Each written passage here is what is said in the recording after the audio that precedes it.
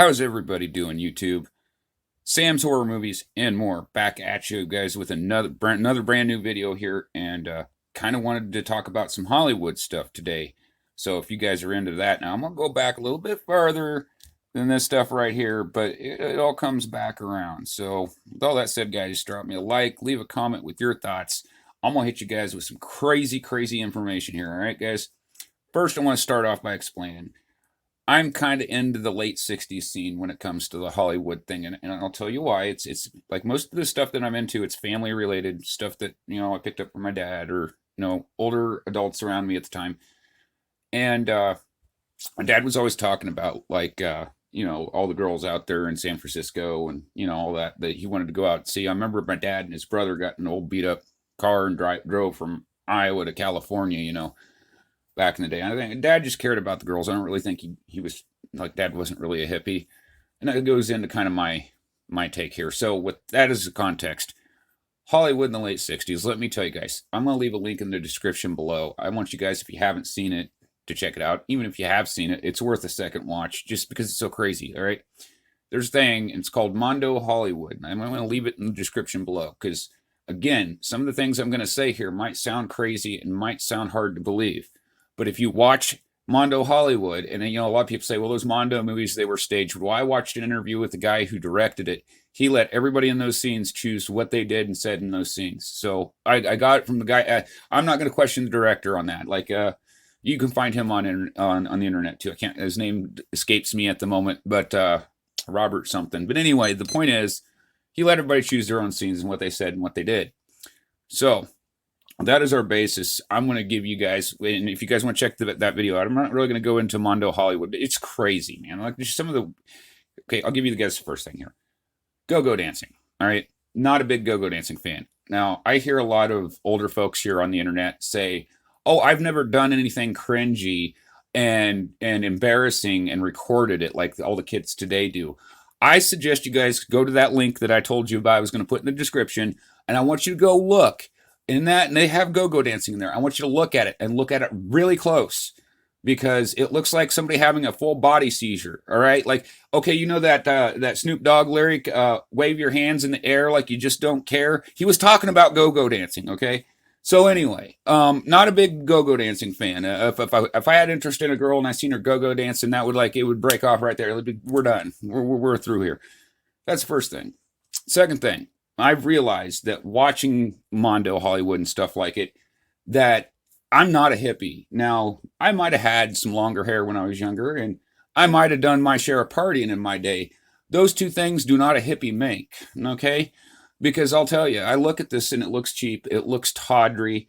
It just, I get the image. If you picked me up from 2024 and you dropped me off in LA circa 1968, right?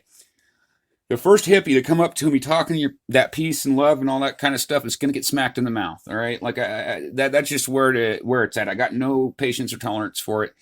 I didn't really realize this until I started doing research on these things. I'm kind of learning things about how I view things. I guess that's why I added this in there. It's a feeling I get. I just get a really off-put feeling. Go watch Mondo Hollywood. You tell me if I'm wrong for feeling grimy for watching it. All right. I know it's probably not the best intro for it, but I'm just saying, I'm going to reference this link here as where these things impressed upon me that I realized, okay, this is this and this and this. So, again, I'm going to give you guys some information here. I know I've rambled on for a bit here, but I'll give you guys some information. And again, late 60s Hollywood, you can't talk about it unless you talk about Manson and the Manson family. Well, what if I told you guys that I can tie Charles Manson to Ronald Reagan, okay?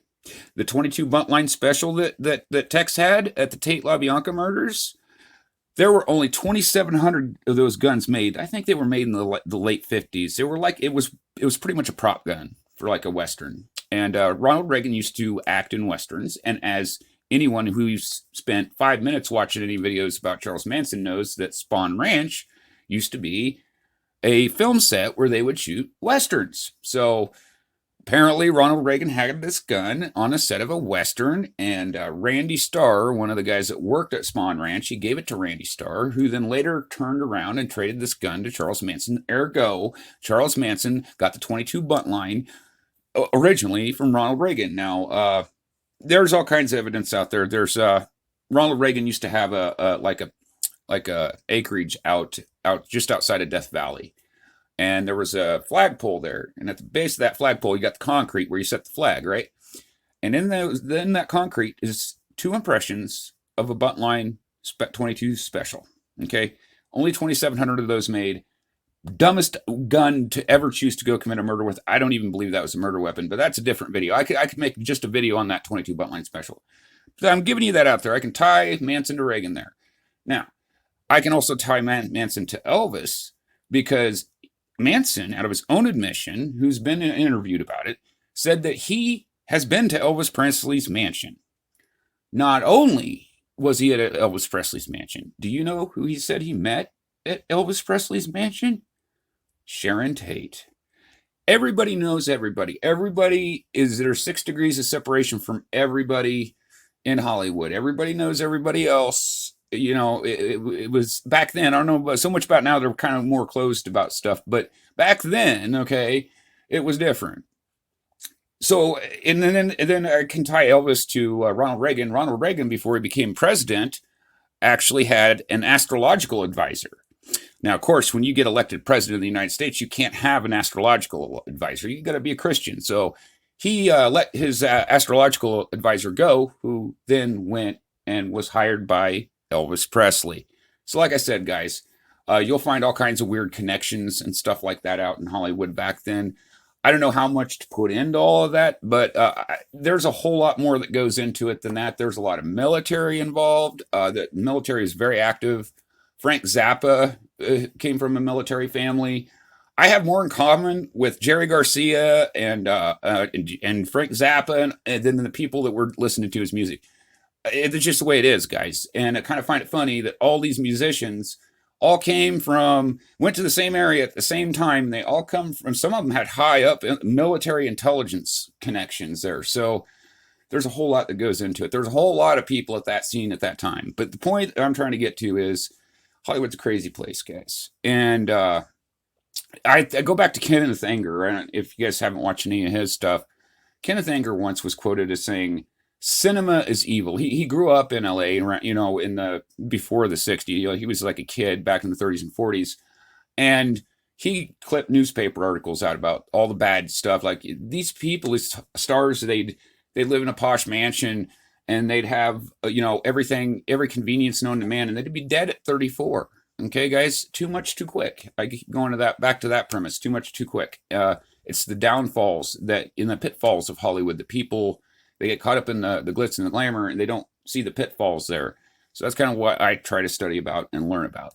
So with all that said, guys, I hope you guys like my little information. I'm just dropping some info on you guys to let you guys know kind of and a lot of that stuff back then applies now, still applies to this day. I'll get into that in a separate video. I just kind of wanted to cover a few bases, set some groundwork here, and kind of give you guys a context of what Hollywood is. It's a crazy place, guys. And like I said, it's not just the late 60s. I just happen to stick to that because that's, you know, that's what my dad gave me, that culture. So like, I'm into the Beatles and all that kind of stuff. So anyway, I've rambled on long enough, guys. What's your opinion about Hollywood? What do you think about the connections between these stars and Manson and all that? What do you think about the military involvement in Hollywood around the time?